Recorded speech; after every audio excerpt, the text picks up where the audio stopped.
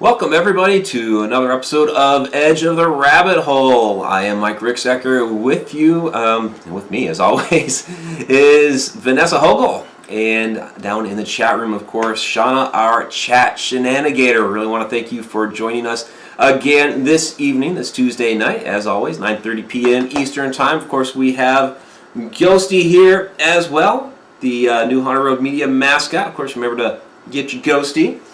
He's going to be sticking around for a while, for a long while. And if you missed it earlier today, it was the Skelly Loves Ghosty show. I was on Paranormal Radio, Haunt Jaunts earlier with Courtney Emrock, and her Skelly was really loving Ghosty, so very funny stuff. We have a special treat tonight. We have Coyote Chris Sutton on with us. He is a shaman. He's a spiritual advisor. He does readings. He's a paranormal investigator. Does a lot of great stuff. Fantastic guy. I call him a friend, of course. And so let's get right to it. Chris, welcome. Great to have you on. Hey, Mike. Thanks, Vanessa. Thanks for having me on. It's really great. Yeah. Great having you here. And for the listeners, you can see Chris is actually holding his phone. We had some technical difficulties, so you're going to be hearing his audio through my system, so we've kind of had to jerry-rig this a little bit, so we apologize if there's any loss in audio quality there. So let us know down in the chat how you are hearing things and experiencing things. I see quite a few people are already in. Of course, Shana, our chat Shananigator, Diane Hilbert was the first one in tonight, I believe. Andrew Cox, Jimmy Cortez, Fran Molino, Carrie Parrish. Who else is with us? Megan Talbert. Thank you for joining us again. Donna Gorton, Angel's Hoosier Nook, Design Imaging, Linda Miller, thank you. Athena, who else is with us? I think that's about it for now. But and of course, all those lurkers out there that don't actually type in the chat, welcome. So, Chris, I kind of just gave a brief summary of who you are, what you do. But why don't you tell us from your point of view, what it is a shaman is and what it is that you do to help people. Wow, a shaman, a person who practices shamanism. Basically, I mean, there's so many different types because all the different North American tribes have shamanic traditions, and the European and Eastern. But the one central core to it, I think, is that what a person who practices shamanism does is they work with other spirits, either in the spirit world or on our plane, to help other people. Basically, what shamans do is that they go into a trance-like state at times, and they access the spirit world. Some people call that the lower world or the upper world. It depends on what your take on it is. There they talk with spirits. Let's say you have a hangnail. I need to know how to deal with it. So I'm going to go to, talk to the spirits. I go, okay, how do I cure Mike's hangnail? And you kind of facetious, of course, but right. And then I get that information. I come back with that, and then use that information to help you.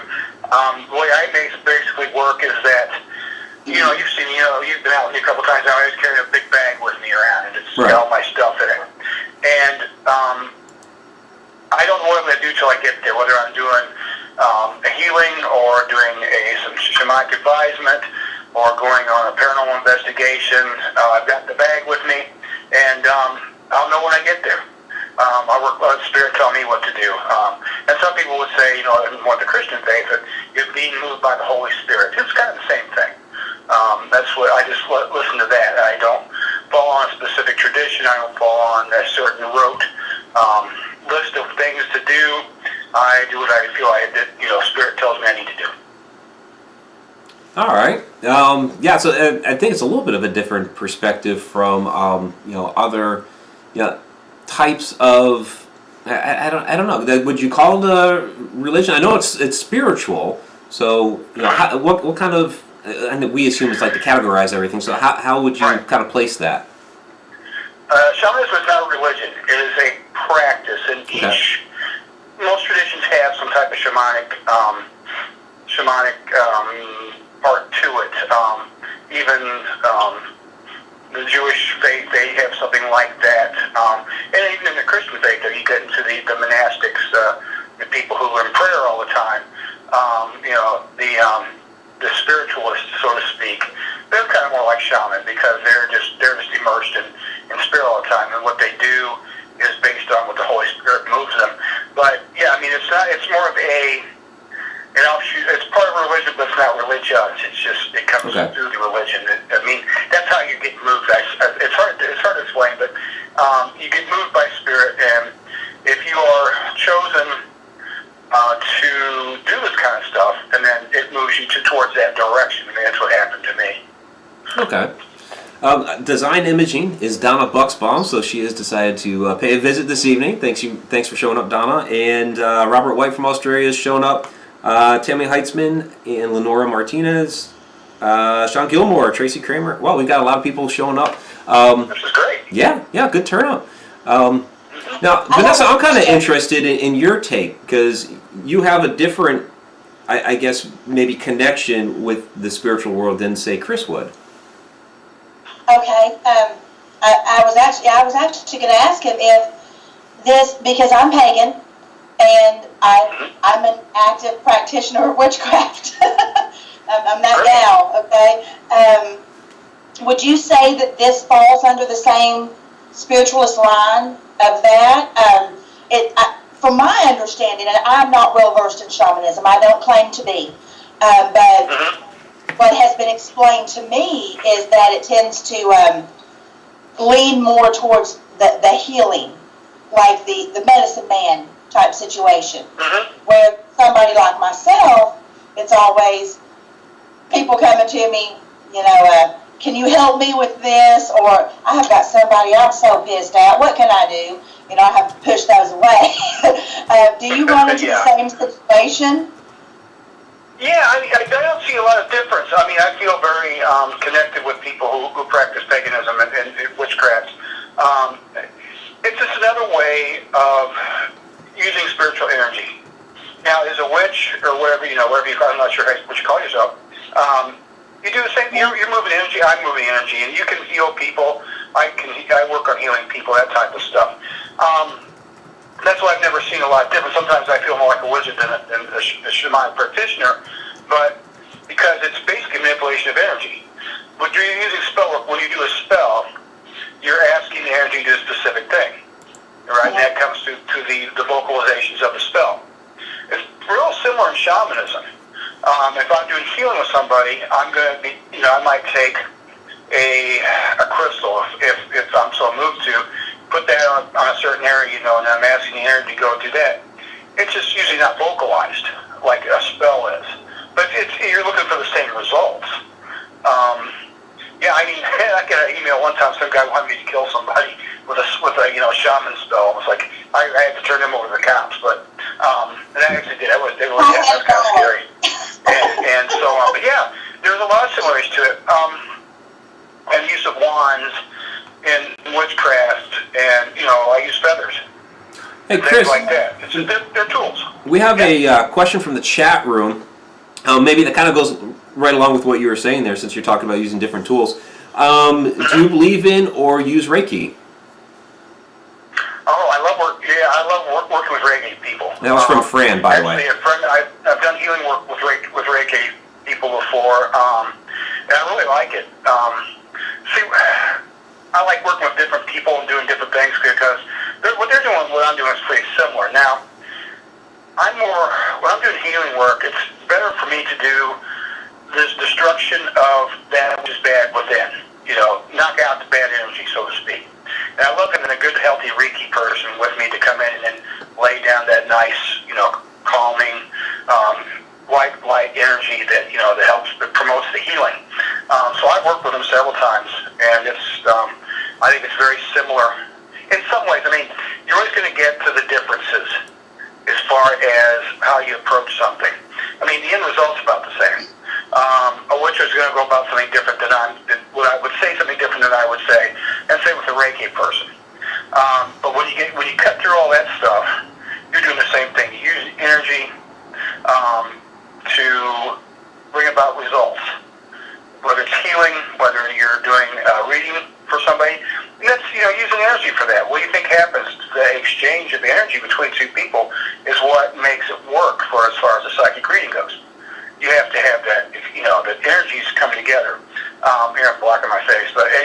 Lynn McTaggart wrote a book called The Entanglement Theory, and it talks about how people's energies collide and intermingle. And that's what I think happens when you're doing any type of spiritual work like that, whether it's healing, doing a psychic reading or things like that. And if you're working with spirits too, working with ghosts, what do you think ghosts are made of? The energy. What mingles? The energy. But we just go at it in different ways. We learn through different traditions. Reiki is more Eastern. You get that's all the chakra work. Of course, that's from the East. It's from India and out that way. Most of the shamanism is Native American, at least in this continent. Some people do the Central American stuff. The English, the European shamanism is pretty washed out now. The Druids were all done away with by the Romans, and so that tradition died. And so there's not much left of that. There's a few inklings here and there. You got the Russian traditions, though some of those are still pretty active out there in Siberia and whatnot. But the Wiccans have their own ways of where they're coming from. But it's the end result that matters, and that's how we can all work together. Yeah, you kind of touched on something there. There's a lot of different cultures in history that play into shamanism. So I guess my question would be, what do you more closely align yourself with? I was trained in Native American shamanism traditions, specifically, first of all, was Lakota, the pipe tradition, the Chinoopa Wakan Holy Pipe tradition. And I did that for a few years, trained in that for a few years. But some very, very good people. I wish I could still see them. They were just really, really good folks. Most of them have passed away and stuff. And then after a few years of that, I realized that really wasn't the best for me. They tend to go about things in a certain orders and certain fashions and things and like that. And I'm very eclectic and I'm very shoot from the hip. And okay, this sounds like a good idea right now. That doesn't, so that didn't work real well for me after a while. And as much as I respect it and I love it, and I still might do a song or so from that time because I have so many great memories of it. But I needed to put that down, and as soon as I did that, I was brought into the Siwa medicine tradition, which is what I practice now, and that's from the northwest coast of the United States, in the Seattle, Puget Sound, Vancouver Island areas up there. Our teacher there is Johnny Moses, and he lives in Northern California now, but he was just down in November. But the group has been there almost 25 years here in the Edwardsville area of Alton, where I live. And so I go to those meetings once a month and practice that tradition because it's more allowing for people like me who are just going to, basically tell you, let Spirit tell you what to do. And that works for me just fine. So yeah, most of my teaching has been in that. I've got a little bit of a British.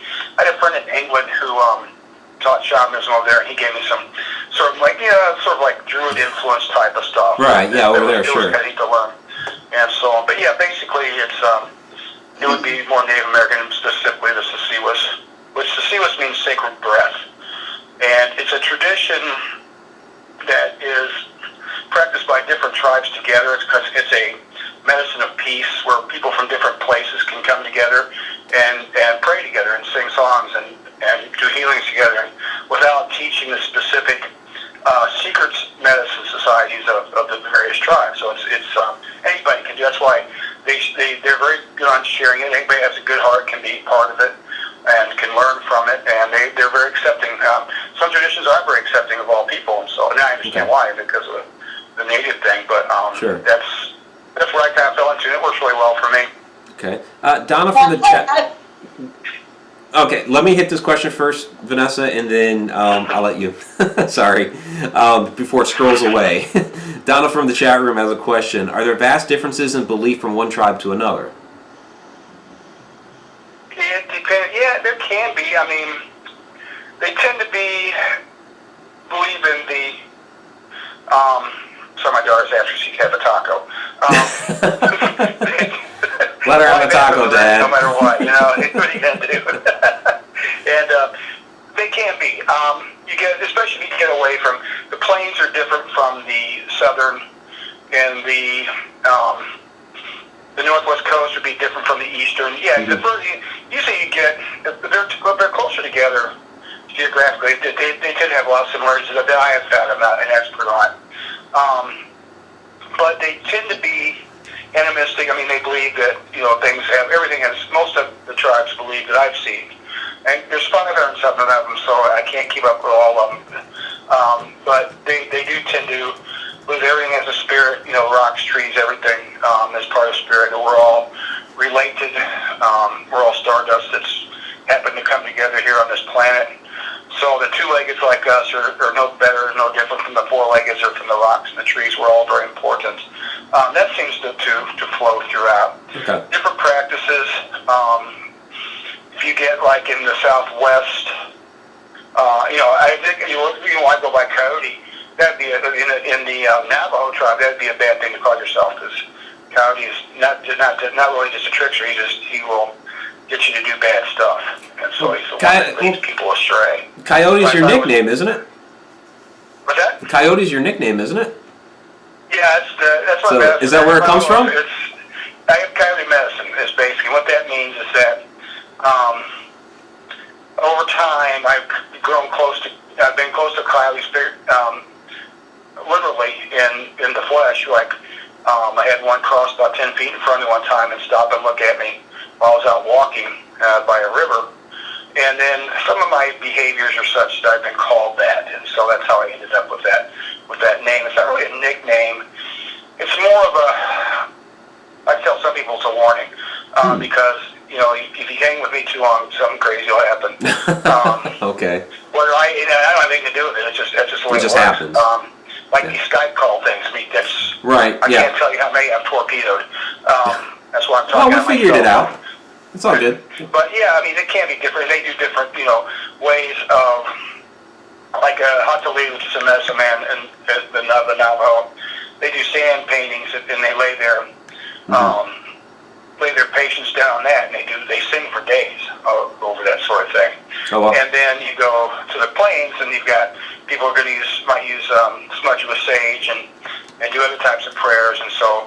But are they totally? I mean, is it like being between a Muslim and a Peruvian, shaman or Peruvian religion? There's not that. I don't think it's that great of a distance. Just different ways of looking at things, I think, in their practices. Okay. All right. Now, Vanessa, I know you had some questions, so go ahead, take it away, Vanessa. Just real quick. First off, mine is the wolf. That's my protector and guide right there, and shown up on 2 occasions in full form. One I fed by my hand, so I totally know where you're coming from with that. My question is twofold. One, as Mike is talking about what I believe Darla's question was, with the differences in them, the first part of this question, can that be regional based on what their plant life is and the population of their animals and different things that they would worship or use in their particular shamanistic practices? And second part of that question is, I get a lot of heat because I don't keep a book of shadows, because I use a spell, I'm done with it, it did its job, I'm done. I don't need it again. Do you find the same situation, or do you keep a log of what you use because it worked? Me, I go from the gut. I'm a natural witch, so I don't do that. I'm just curious if it's the same. Yeah. No, I answer the second question first. I've actually thought about doing a shamanic grimoire, and I don't know if I'm too lazy to do it, or it's because I would say about 10 things and that'd be about it. It'd be done. Because I've taken, and now 10 years ago I could have written all sorts of stuff, but as I've gotten older, it's like I just keep paring it down, and it's basically to where it boils down to, I know what to do, and Spirit's going to tell me what to do when I get there, and this is what I'll do. And I can write down my tools and things like that, and that'd be about it. Because I just keep it real simple. The first part, so what you're saying is like, if different lifestyles would, like certain animals, or he's talking about hunter-gatherers versus agriculturalists, that's as far as... Yeah, because it's my understanding that when you're talking about healing purposes or communication purposes, different items, whether it be herbs or particular communication with animals, is used for that, and that would change geographically. as to what is available to you. So could it be something so simple as that, as to be the difference in between different types of shamanism? No, I can see that. I mean, because there's different herbs. Like, you know, in one tradition, I forget, it might be one of the plains ones, but I forget, is that the medicine man will follow bears around. And they'll see what the bears dig up and eat medicinally, you know, like plants, roots, and things like that. And then knows what, because you know, bears got big healing medicine in some tribes, and so they'll say, okay, I'm going to use that. Now, another place you might not have too many bears, but you've got deer. And deer do this, this, and this, and start watching a deer. Okay, so that's going to be a mess. You know, all animals have medicine. That's why, you know, if you get a name, it's usually based on an animal, and because you've got medicine like the animal. And anybody out, you know, you guys are watching and listening. If you ever think about, why you keep seeing this one animal all the time, you know, my animal might be trying to talk to you, and so what you do is you go Google, and I shouldn't say this, but use Google. Like let's say it's a Google is your friend. It's okay. Yeah, you know, what I gotta say. You can email me, I suppose, but I'll just tell you Google it anyway. Nice. You would put like red-tailed hawk totem. It'll spit out what it means, and they're all pretty reliable. It's not bad stuff. But yeah, it would change with that. It's like hunter-gatherers, plains Indians tended to be more. They were more masculine in their god worship, because that's, you know, it's hunting and killing. That's what you did. Now you get an agriculturalist, and you get the moon medicine, which is feminine. That's different because when you're growing something that's fertility is about a feminine quality, and so they tend to be more towards the feminine. And then you're on the plains hunting, gathering, hunting the buffalo. It's more masculine. It's seen as more masculine things. But yeah, that would also change as well. But yeah, I mean, different animals. You know, in some areas like in the Southwest, you wouldn't have like a fox or something like that, or that you would see in the Northeast.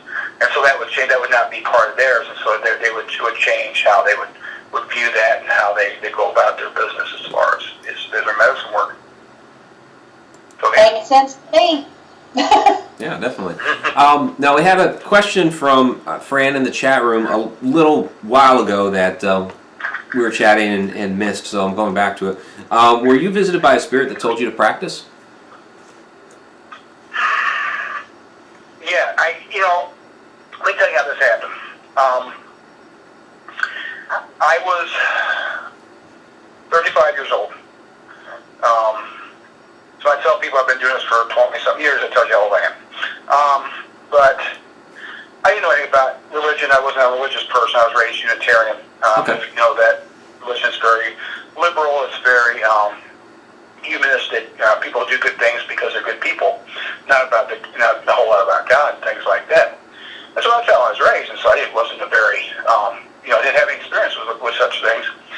And so my wife and I lived in a town in northeastern Illinois, and it was a very small town, very small county, and she goes, the Powwow Nationals are here. I'm like, what in the world is that? I mean, I knew what a powwow was, the Nationals, and she goes, yeah. She goes, I used to dance in the Girl Scouts, so I want to go see that.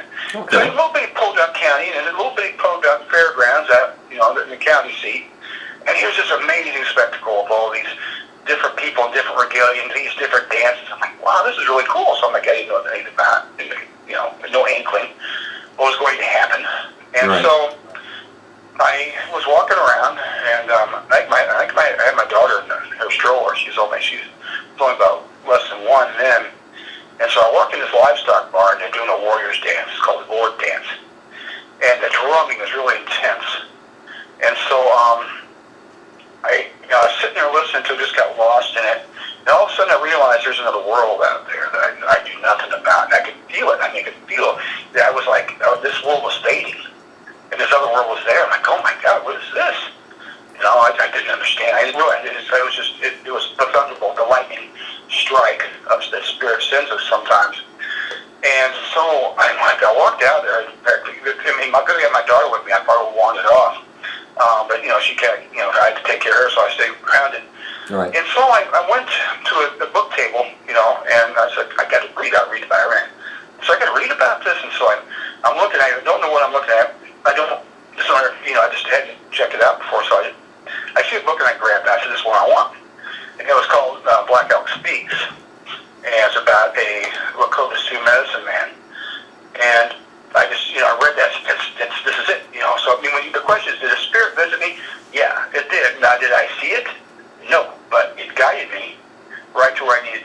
Right. and to pick up that book.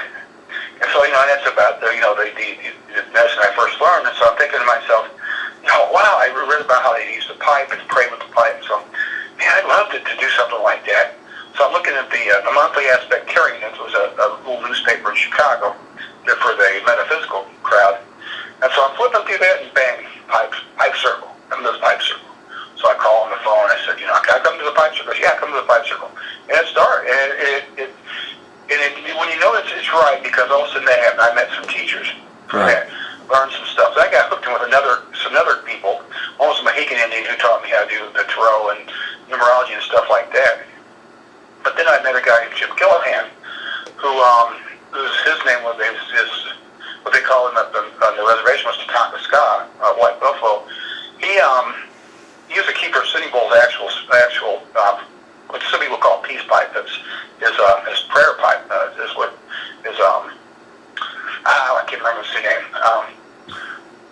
Anyway, he was a keeper of that. He taught me some stuff. I got to spend a couple of different days at his house and learning from him. So the reason I knew Spirit was with me was because I just kept getting to these places I need to get to, and to experience these things. I was in a Neepy ceremony, a sweat lodge in Indiana with Jim and some other guys.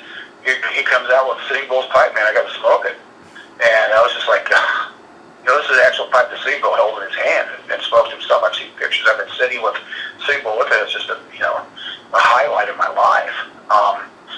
And so, those are things that happen. That's how you know Spirit's with you. When I started to lay that down, we moved back to where I live now. I was born and raised in Alton, Illinois. Mm-hmm. We come back home, and so I opened the paper up, and come see Johnny Moses. Learn about the Northwest Coast tradition. So here it is. Okay.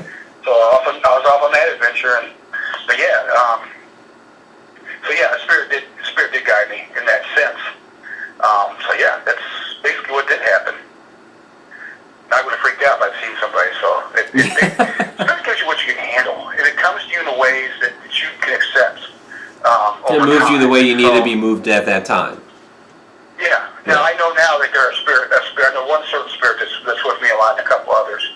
I catch them out of my eyes sometimes, but I know they're there. And so it's not so freaky now. But back then, it was, I wasn't used to sort of thing, so it would have done me in probably. I was crazy enough as it was. I didn't need that. Spirit does walk with you when you're walking the right path. Right. So you do a lot of paranormal investigating as well, and so how does this, aspect of your life mix with that? Yeah, it's funny because I started the shamanism first. Right. After we moved back home, a friend of mine's son, and he was a disc jockey. He worked at the campus radio station. He was a student there, and he's wanting to have all night ghost hunt on Halloween and have it on the radio. He goes, "Hey Chris, I don't know anybody. Can you do this?" I'm like, "Well, ghosts or spirits, I guess, and ideal spirits. Yeah, why not?" And so off we go on that adventure. And it was really cool. I just kind of made stuff up as I went along. This was 1998. There was no TV shows. I had nothing to go on. Right. Yeah. Not a thing. And so I just went by feel, which is what which is what I do now. And I could feel this and feel that. And we found some really cool stuff. And the kids had a good time. And we found a suicide place. We found it later because you could feel those things a mile away. That's where I came with an idea. Sometimes I'll do this. I don't think you've seen me do it because I've never really had to when I've been with you and Shana. But I can sometimes I'll make a circle, like a safe circle, and put energy around so it's sealed kind of so somebody can go there. So I always tell people, if you're really in an emotional state, don't go ghost hunting because something will grab you that wants to just take advantage of that. And sure enough, I told these kids all that stuff, and sure enough, one came along who was in a bunch of feelings, and he was like shivering on the ground. I said, "Okay, come on, let's go." And got him in the circle. He's okay like that, and we got him out of there. But that's how it started. Did one thing here and there for a while. And in 2006, I got involved with the Pipe Mansion. With Sharon and her husband, and Sharon Leckie and her husband, and the owners. And so I helped them out. I started doing tours with them or investigations, and so it just kind of went from there. But it really kind of blew up I started doing more and more after about 2011, 2012, something Gotcha. like that. Okay.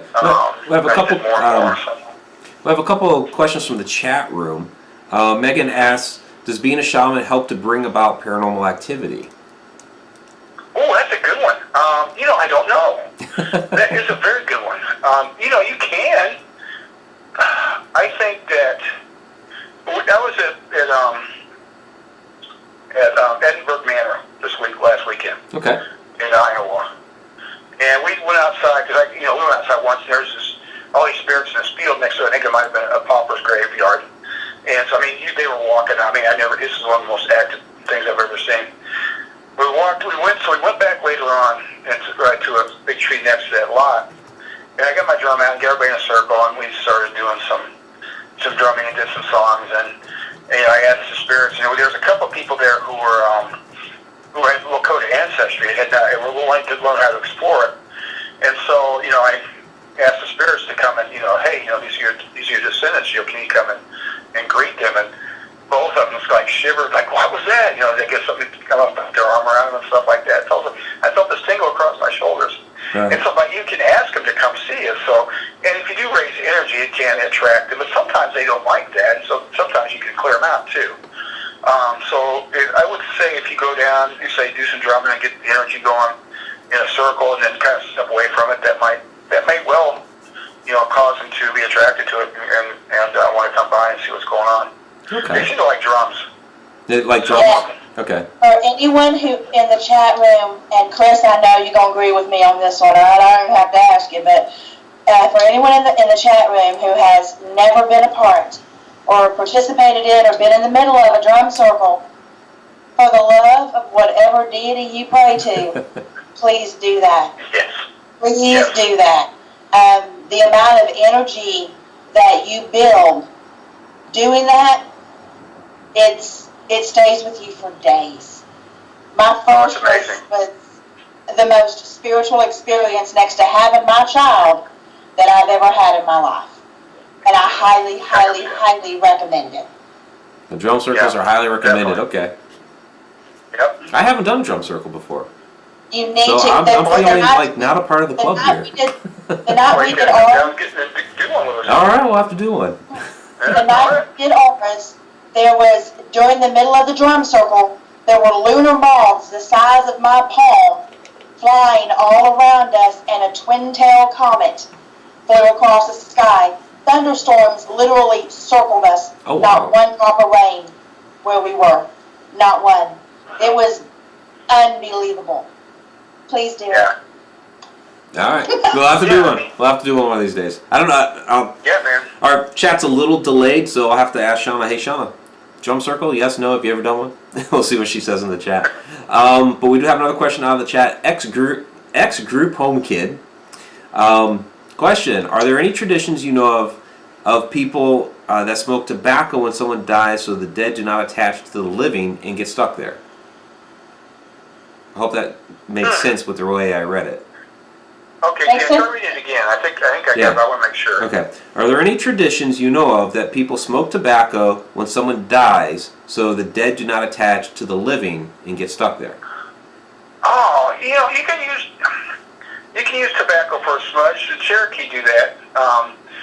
You can smoke it, and then blow it. You can use it like a smudge, or you can just get a bowl of it and use it like that. I've heard of some Cherokee shaman that work that way, and that's what they do. They use that instead of sage and whatnot. But you could smoke it and probably come to the same end, as long as your intent is that's what your intent is.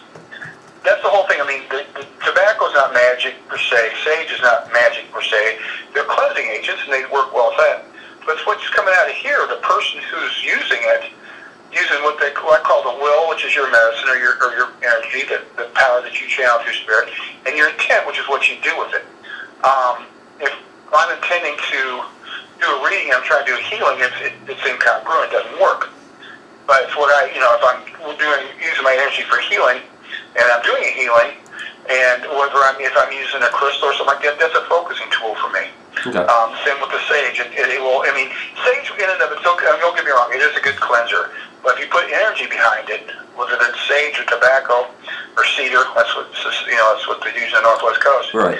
It has the same effect, but you're putting your energy behind it. And your will behind it. And, that's why distance prayer works for some people. So it's more about the energy than it is the actual smoke and spice. It's the energy you put behind it. The energy flows to us, like if you believe in, chi and things like that, all that flows through all of us, and we're just directing it. Spirit comes through us, and we direct that energy out to who needs it. And you don't want to use your own energy because you'll burn out. Right, but sage would be something. But sage would be something better to put your energy behind than say something else you could burn. Am I wrong? Just don't you or does it not matter? They're talking about tobacco. That's fine. That's perfectly acceptable. And you would say you don't have any sage. You got to burn some old nasty, leaves or something like that. It's not optimal, but it's better than nothing. And Well, that's what I'm saying. What is more optimal? Yeah. Would the sage be more optimal than say tobacco, or something else?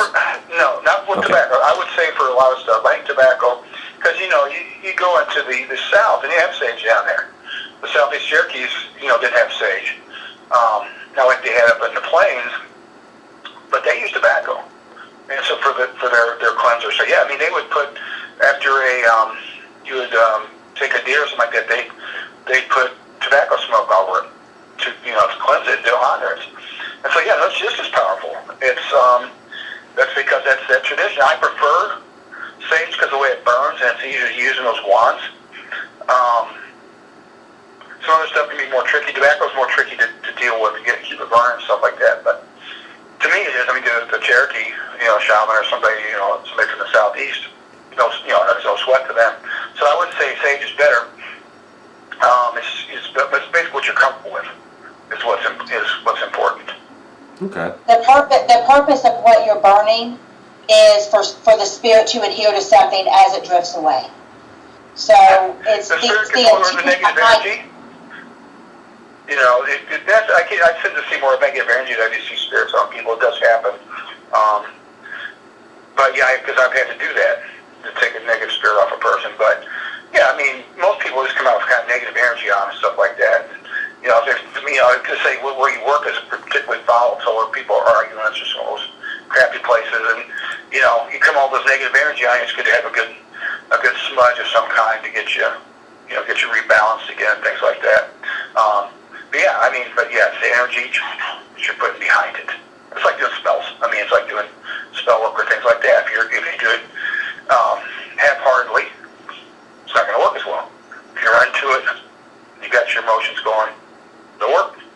Right, and I think a lot of things like that, it always comes down to faith. Do you truly believe that is going to work? Yes or no? And yeah, if you have doubts or if you're like, then it's just not going to work. Right. Right. One of my teachers, Gunn, had a saying. It was like, go ahead. Spirit puts me where I need to be, which requires a lot of trust in spirit, but even greater trust in me. So it comes down to us. Spirit will help us, and we have to have faith in that. You got to have faith in yourself. In the Sasui's tradition, we believe everybody has medicine. Everybody has a power, a spark inside them to use to help other people. But the first person you have to heal is you. You do that first, because if you're not trying to heal or help other people and you're damaged, it makes it a lot more difficult and probably toxic to the other people who try to help. So you take care of your own house first, and then you take the next step, and you go out and you help other people. Okay. I need to have you on speed dial, Cliff. Anytime, kiddo. Anytime. Now, let me ask you this: when you investigate, you go into some of these different haunted locations. I know you're pretty in tight there with Mineral Springs, and you've been out to the Golden Route a couple times, and I know you're just talking Edinburgh Manor and a lot of places around there and around the country. Do you ever you're talking about healing and what have you? Do you ever try to heal the spirits? Is there ever a calling for that? Do they reach out to you and say, "Hey, I need some help here from you on the other side"? I have had occasion to do that, where you feel the pain, and and they'll come up and they want to, and it's, again, I call myself a medium rare, you know. Shana was using that term earlier tonight, yeah. That's Medium my rare. thing, too, in case I ever wants to Yeah, know. yeah. Rob Dutro uses that one too. But you know, sometimes I can catch what they want, but usually I feel it, what they want and what they need. And Right. so, yeah, I've had, you know, asked, you know, the other spirits will carry them medicine into their energy, send them energy as well. So, you know, I would close my eyes and imagine that energy going to them, and that will drive them. But yeah, a couple of cases I felt a spirit that was troubled and wanted some help. I'm not in the practice of sending them to the light and things like that. I might say you can do that, and like, you know, or you ask them to focus on that if that's what they want, but that'll set up portals and, you know, that sort of thing for them.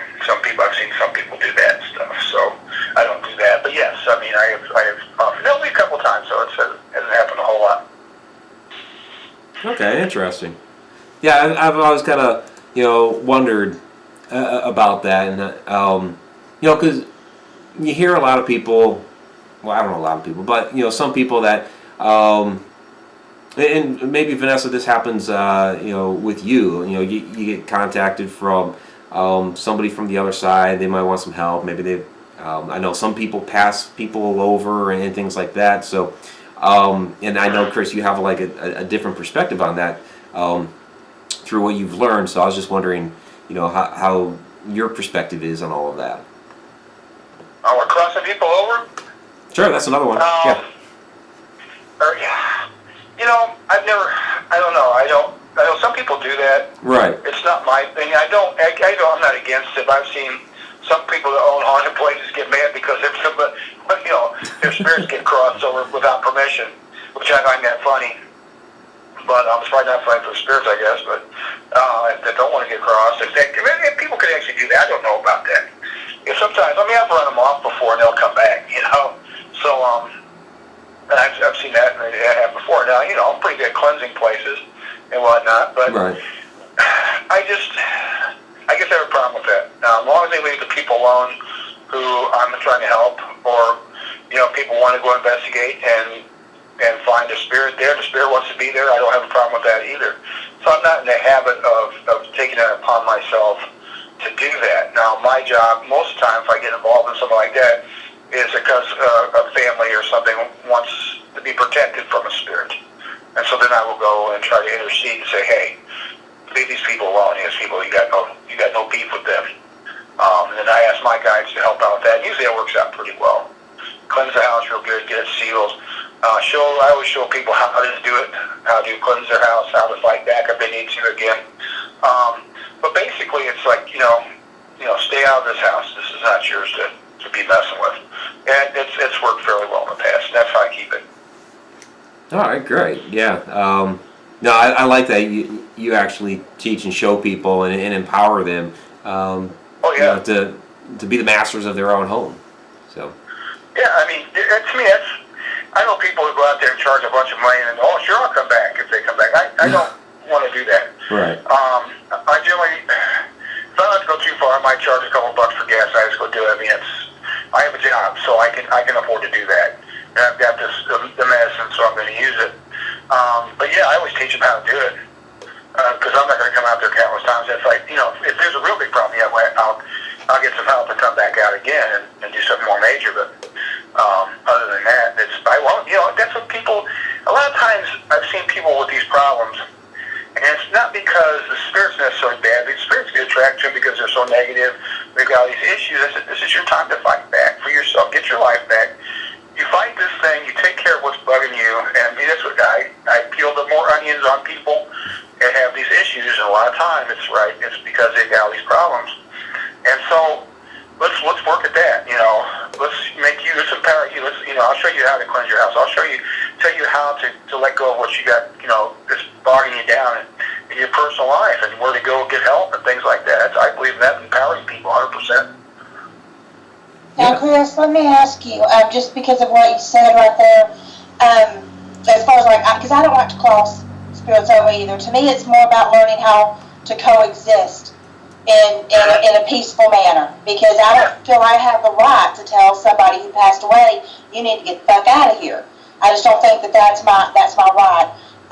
My question is, do you find, or have you found in your paranormal investigations that people think what they're having is negative activity when in fact they just don't understand that the spirit is trying to get their attention? They might not mean for it to be negative. They might not mean to break that glass. They might not mean to accidentally scratch you. Maybe they have a mental impairment.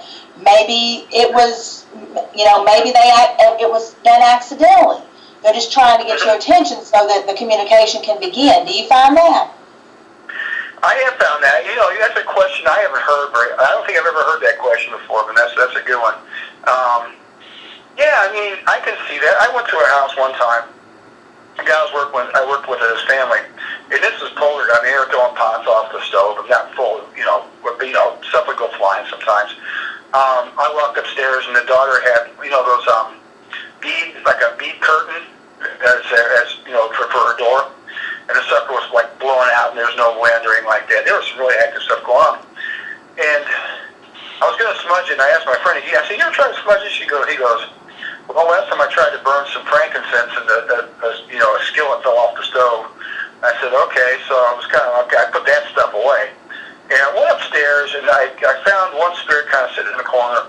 Then I found actually the main spirit. And she was not really a bad spirit.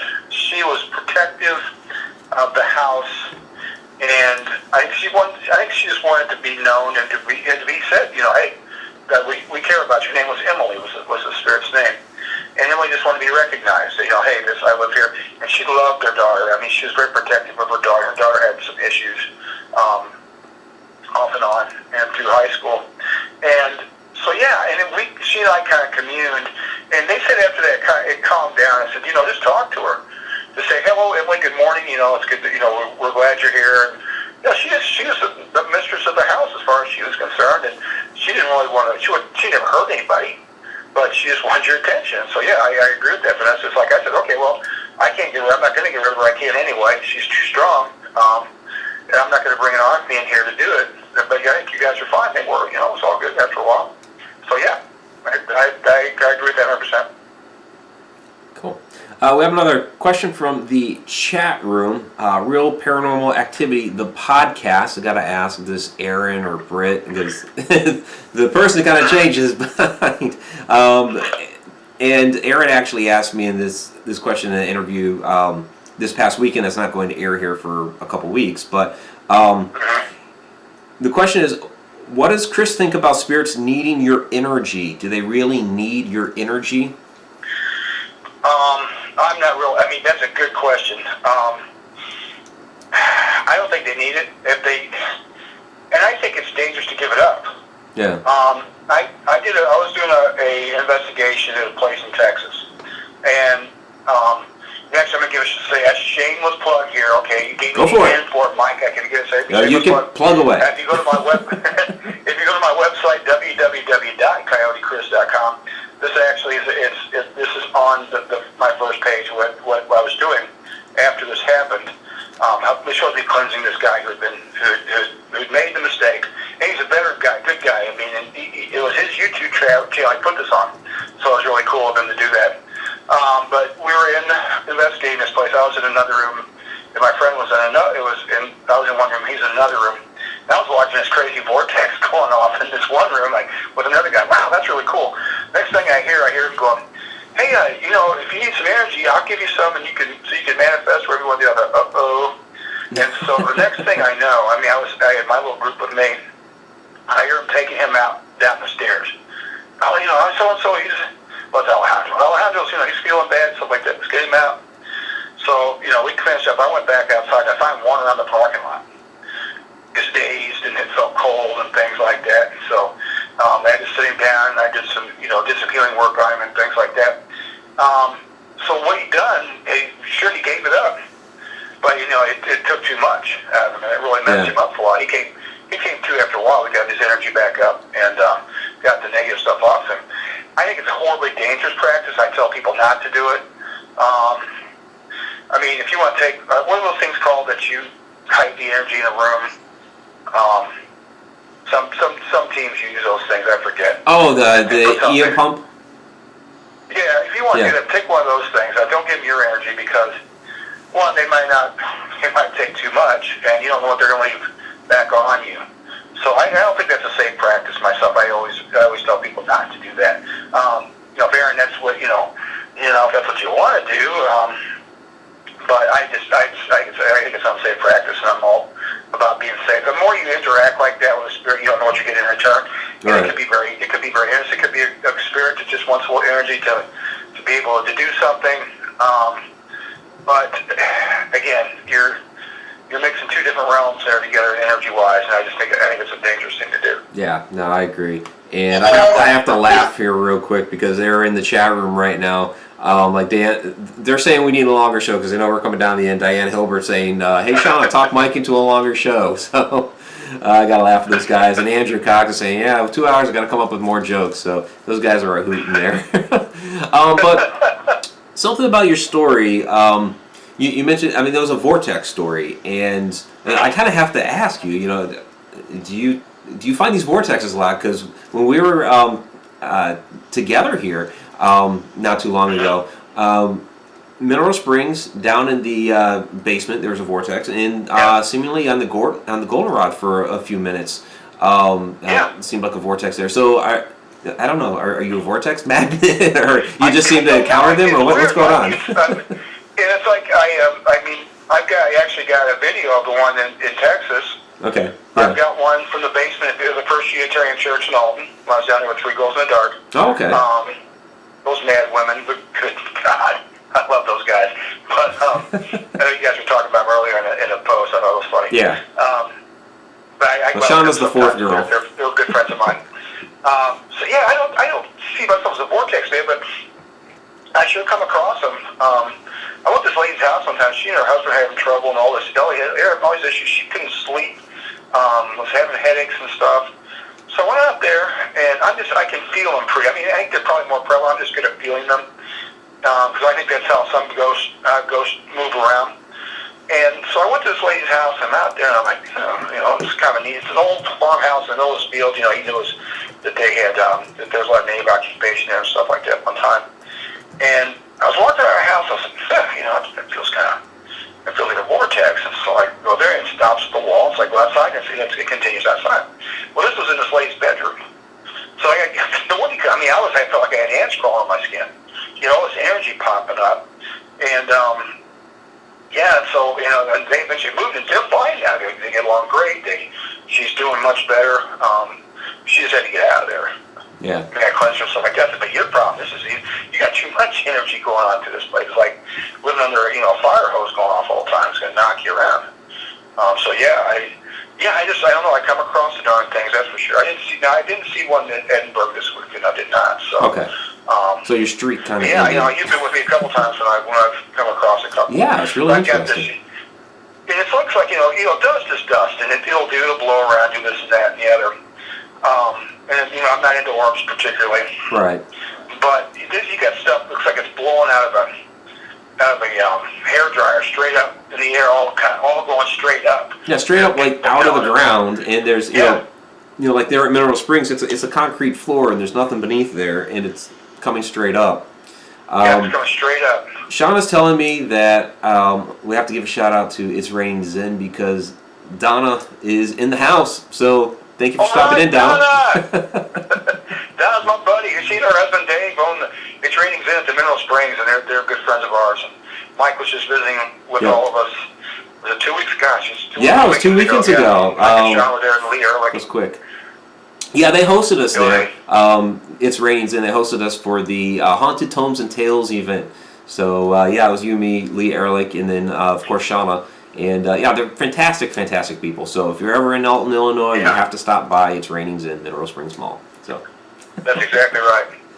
Yeah. You might see me hanging around there. I do reading there sometimes. Yeah, Chris, you're there quite a bit. You never know. Don't you have like a regular... That's where you are. Don't you have like a regular gig there? Yeah. Don't you have like a regular gig there? I'm there. We do investigations once a quarter. I go out with Dave and Donna, and then I do classes there frequently, and I do drumming meditation the first Wednesday. Well, it was a Wednesday. Down there, we got to talk about. So I got to change my days anyway. I'll text you later.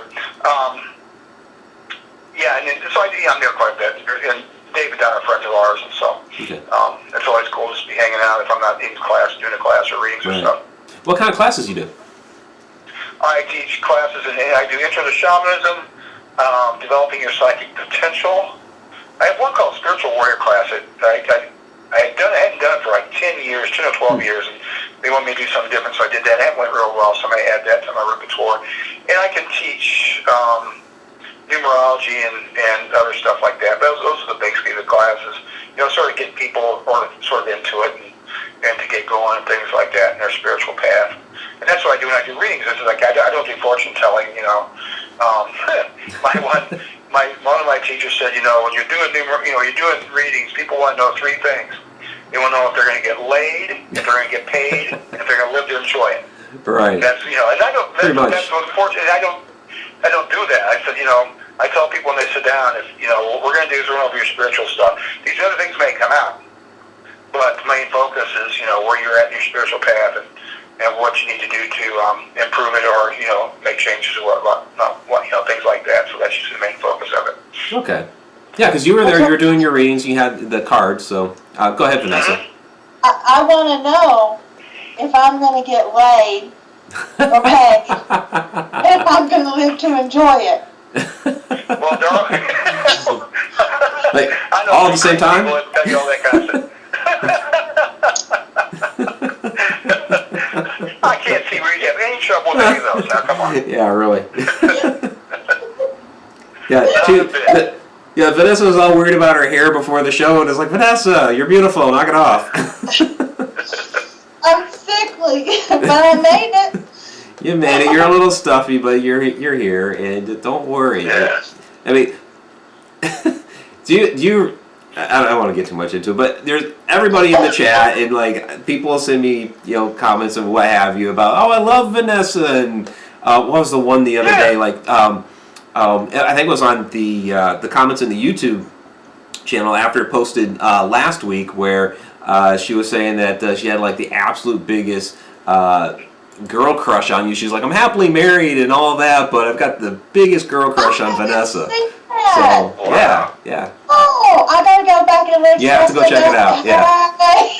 No, you are well loved. Oh my stars! I needed that today. There you go. Well, our hour is coming down to an end here. We have a few minutes left, and we're allowed to go over a few minutes, but we'll go ahead and wrap it up. Let me go ahead and I guess, first, before we get to the shout-outs, and I was just about, there's everybody in the chat room. Hello, everybody. Chris, why don't you go ahead? Thank you for coming, everybody. Yeah, Chris, why don't you go ahead and tell everybody where they could find you and all of that? Oh, okay. Like I said, my website is www.coyotechris.com, and I have a list there, things I'm doing and talks about me a little bit and that kind of thing. I need to redo it, but it is what it is, and I'm just a simple kind of guy, it's kind of the way it works. I am on Facebook. My personal page is Christopher Sutton. What everybody calls a like page is Coyote Chris Sutton. I'm on Twitter at Coyote Chris S, and also on Instagram at Coyote Chris S. So that's where you can find me. Let me think. Upcoming in May, I'm going to be at the Chilla in Manila. It is in Manila, Iowa. Nice. And you can get tickets for that if you go on Chris Moon's, or if you go on my Facebook page, you can find it on there. I'm trying to think, because it's basically they're in on Facebook. So if you just look up Chilla in Manila on Facebook, it'll pop up. You get tickets to Manila, Iowa. It's on the western part of Iowa. I've never been there before. It's got 2 haunted locations, and so it's supposed to be pretty cool. So I'm looking forward to that. And in June, I will be in Alton at the Raining Zen table with Dave Dunley at the haunted. What's it thing called? Haunted Paracon or something like that. It's at the Atrium Hotel in Alton, Illinois. That's that's the 23rd, 24th of June, I believe. First week in August, I will be at the Kansas City Paracon.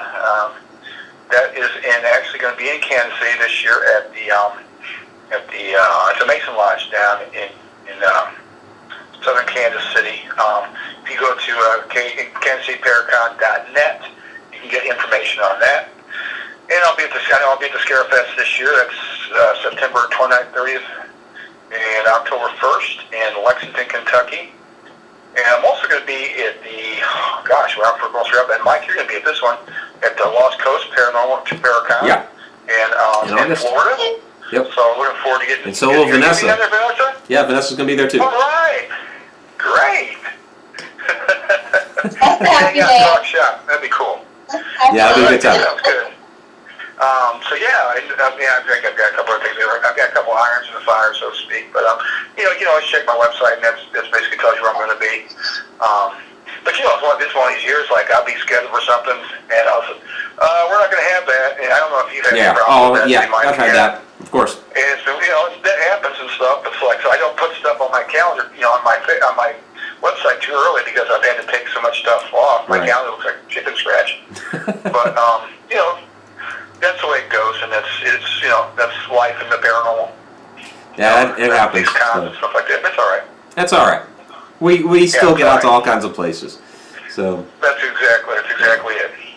all right, so let's hit the chat room real quick. Want to, of course, thank Shana for all of her work out there, the chat Shananigator, and people are saying that they love their Shana and their Shananigator out there, which is awesome.